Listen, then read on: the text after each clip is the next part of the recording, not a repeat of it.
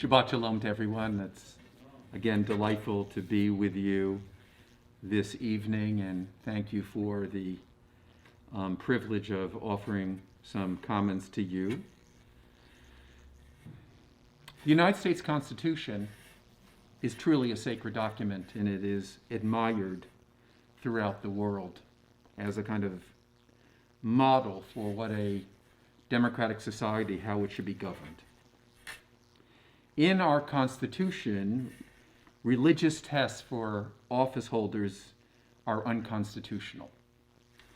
It says explicitly, and it's the only reference to religion in the actual Constitution, Article 6, Clause 3, it states, and I quote, "No religious test shall ever be required as a qualification to any office or public trust under the United States." Let me read that again. "No religious test shall ever be required as a qualification to any office or public trust under the United States." Judge Amy Coney Barrett has been nominated to the Supreme Court, and she will be confirmed. It's self-evident. So really what my remarks that I make this evening are theoretical, and yet they are important to be stated because they do reflect on the meaning of her nomination and ultimate confirmation. Questions have arisen about her Roman Catholic faith and her membership in the People of Praise, a charismatic Christian community which affirms a male-dominated hierarchy in view of gender roles. And the question is, how does that potentially impact her judicial decision-making? Should this be our concern? Can a person's beliefs be a criteria for judging their fitness for the bench? Can this issue even be raised in our country? A person's religious identification should never exclude them. That would be unfair, unjust, and against our founding principles. That's self-evident. Yet, it is reckless not to take a person's religious beliefs seriously and to examine how those beliefs will impact their lives and other parts of their being. When she was going through the confirmation process as an appeals court judge in 2017, there were these famous words that were said by Senator Feinstein, who made this statement to Judge Barrett: "The dogma lives loudly within you." The senator's comments were rebuked. And then this week, Senator Hirono of Hawaii said, and I quote, "Her religion is immaterial, but it's not out of the bounds to question," and I quote, "the views themselves that she has articulated." I think that Senator Feinstein and Hirono's comments were uncomfortable to raise, but still appropriate and necessary to discuss. Justice Barrett has certain beliefs. She is unquestionably an observant Roman Catholic who has spent years teaching at a Roman Catholic law school and has written seriously about the dilemma of a Roman Catholic judges who face in dealing with cases where the church has a clear and compelling teaching.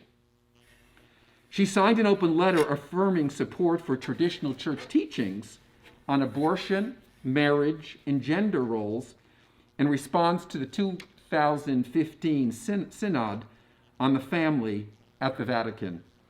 She has endorsed the statement, and I quote, "the barbaric legacy of Roe v. Wade."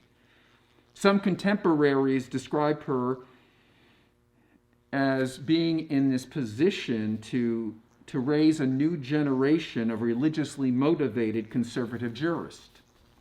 At the same time, Barrett is a member of the Federalist Society, where it is difficult to find anyone who doesn't consider Roe v. Wade an abomination, or the very idea of constitutionally protected reproductive rights as an epitome of judicial overreach.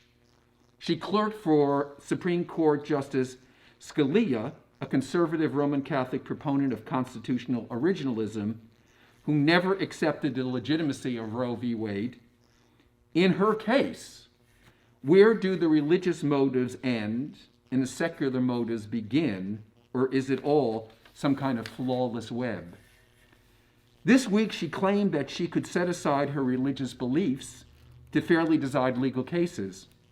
But here is the problem. And I have to tell you, I didn't even want to give this message, but I felt so uncomfortable with what was transpiring that I had to share my views with you. And obviously, they're not the only views on this subject, but they're my views, and hopefully it will stimulate discussion and thought. Here's the problem. To say that her beliefs are irrelevant to her judicial decision-making is absurd and misleading. No one can bifurcate their mind like that. It would scare me if someone could actually do that. I deeply admire Judge Barrett. She is the caliber of a legal mind that should be on the court, and many very serious scholars have said the very same thing. She is a brilliant jurist. She's a brilliant judge and legal mind. She's clearly a lovely person, and I admire and respect her faith commitments greatly. But let's deal with reality. She cannot be objective about abortion or birth control, period. She cannot be objective about LGBTQ rights. She was chosen from among other conservative judges because of her personal inclination. Why carry out this public charade? There's certain things that are self-evident. Why not just tell the truth? Of course, a person's specific religion can never be a qualification for being a justice. You don't vote for or against someone to be on the court because they are a Jew, Muslim, Sikh, atheist, whatever. However, we as citizens can make a judgment saying, I respect her religion greatly. I admire her faith. It gives her strength. It motivates her in so many positive ways as a teacher, citizen, mother, advocate, as a human being. But I know that her religion leads her to see the world in a certain way.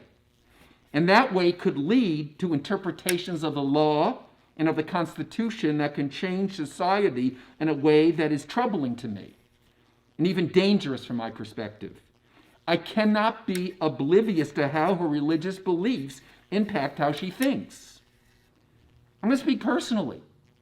My faith guides my politics. I'm very open about that. And I believe our faith in many ways guides all of our politics. Let me explain. Let me give you an example. I believe in universal health care. I think every citizen has a right to health care. Judaism is clear about our responsibility to ensure health care for all people. Jewish tradition teaches that human life has infinite value and that the preservation of life supersedes almost all other considerations.